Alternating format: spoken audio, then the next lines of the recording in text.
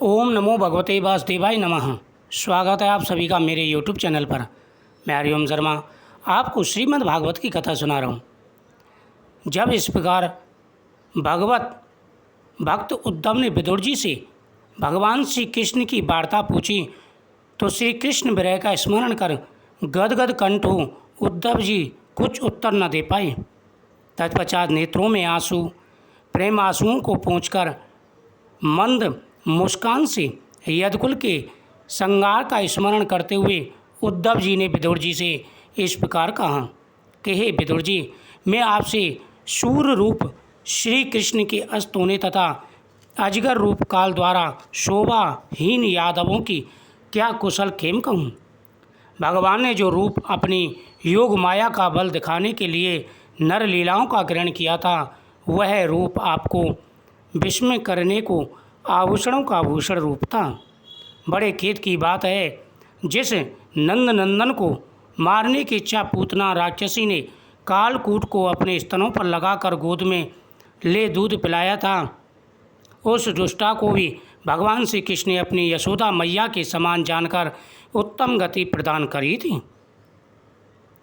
यद्यपि भक्तों को अनेकों वर्ष तक तप करने पर भी जो दर्शन दुर्लभ हैं, सो उन श्री कृष्ण भगवान में बैर भाव में मन लगाने वाले राक्षसों को भगवान के परम दर्शन प्राप्त हुए, क्योंकि उन्होंने अपने सम्मुख भगवान को गरुड़ पर सवार चक्र सुदर्शन लिए संग्राम में दर्शन किया और परम धाम को प्राप्त किया। जिन्होंने ग्वाल बाल गोपालों सहित नंदन नंदन की गाय और बछड़ों को जमुना तट पर चराया तथा कुंजों में उपवनों में विहार किया, जिन कुंजों में कोकलादि पक्षियों की मनभावनी बोली बोलने के चहचहाट से युक्त वृक्षों में नवीन लताएं लहरा रही थीं, जहाँ ब्रजवासियों को दिखाने योग्य कुमार लीलाएं करके जहाँ लक्ष्मी के स्थान पर श्वेत बैलों से युक्त गाय समूह को चराते हुए बंसी बजाते हुए वृंदावन धाम में विहार करते थे, जहाँ पर कंस द्वारा मारने को पटाए हुए उन महाबली राक्षसों को अपनी क्षणिक लीला मात्र से इस भांति नष्ट कर दिया, जैसे कोई बालक खेली खेल में किसी मिट्टी के खिलौने को तोड़ डालें, और विष युक्त जलपान से मरे ग्वाल और गायों को भी जीवित किया। काली नाग से दूषित रहने वाले विष जल को निर्मल करने के लिए काली दह में जाए काली नाग नाथा और उसे रमणीय दीप भेजकर जमुना जल को निर्मल किया। जिस श्री कृष्ण ने गोवर्धन को अनेकों सामग्री नंदन द्वारा पूजित करा के गायों की पूजा कराई, जिससे इंद्र ने कोप करके ब्रज में अत्यधिक जल वृष्टि करके ब्रज को डुबाना चाहा, तो उन्होंने ब्रज की रक्षा कर गोवर्धन पर्वत को अपनी कनिष्ठा उंगली पर छत्र समान धारण कर ब्रज की रक्षा की।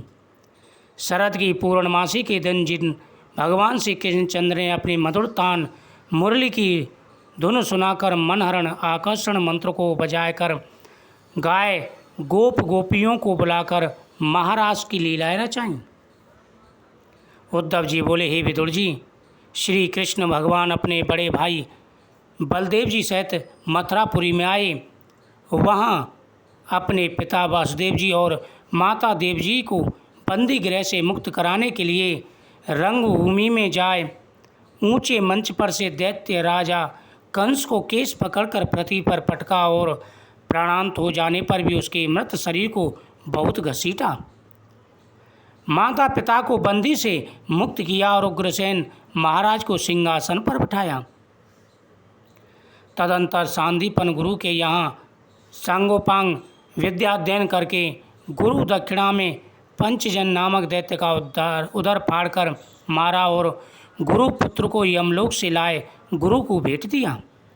फिर भगवान श्री कृष्ण ने भीष्मक नृप की कन्या रुक्मणी का हरण कर शिशुपाल आदि राजाओं का मान मर्दन किया।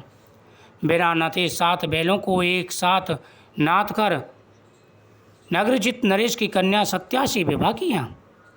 तत्पश्चात वही श्री कृष्ण भगवान अपनी प्रिय सत्यभामा को प्रसन्न करने के लिए मूल सहित कल्प वृक्ष को उखाड़ लाए।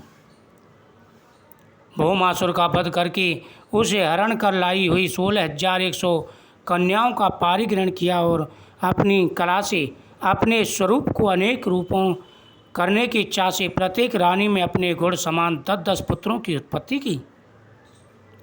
तदंतर कालयवन, जरासंध, साल्व तथा और भी बहुत से दुष्ट प्रगत राजाओं का भीमसेन, मुचकुंद आदि के द्वारा नाश कराया।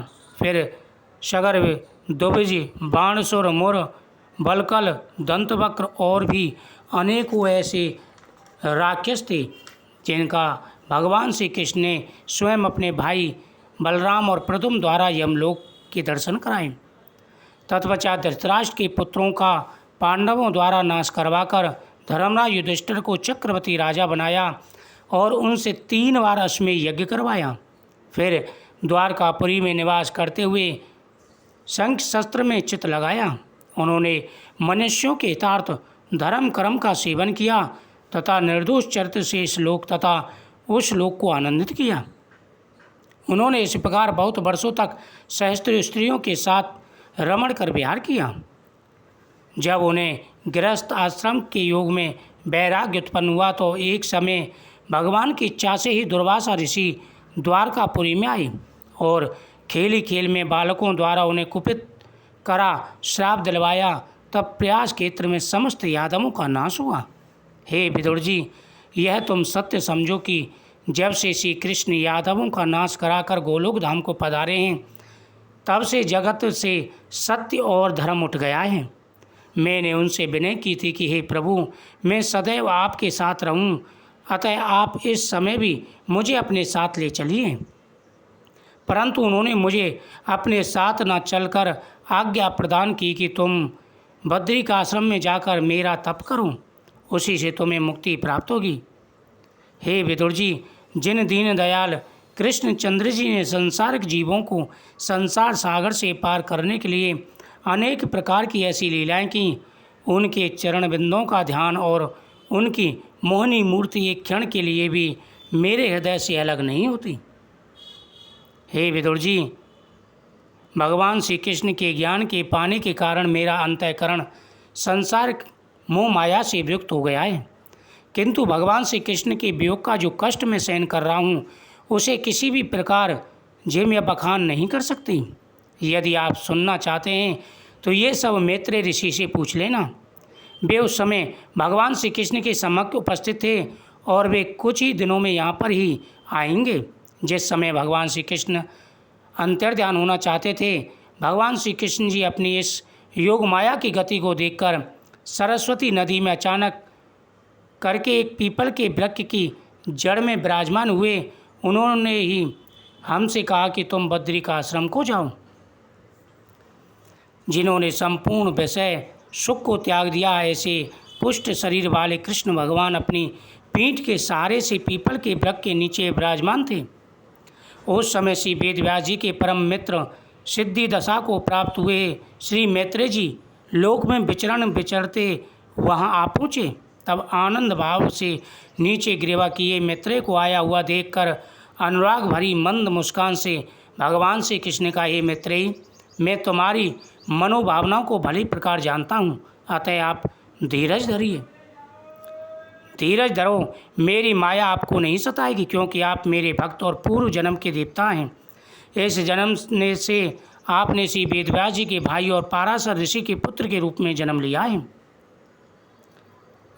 वात्सल ऋषि ने आपसे जो भागवत धर्म कहा, आप उसी धर्म का स्मरण करते रहें। आप उसी धर्म के सहारे संसार सागर से पार हो जाएंगे। इस कथा का श्रवण करने से भगवान श्री कृष्ण की कृपा से मोह माया से मुक्ति मिलती है। ओम नमो भगवते वासुदेवाय।